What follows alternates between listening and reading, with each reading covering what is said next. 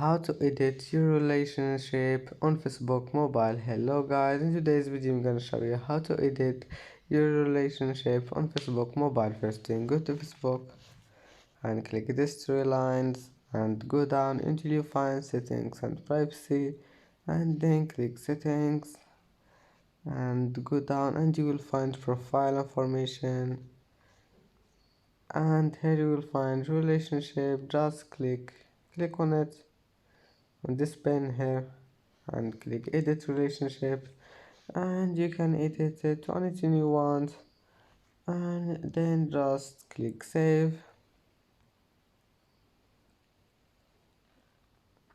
And that's it for today's video. If you like this video, please don't forget like and don't forget subscribe, and see you in the next video.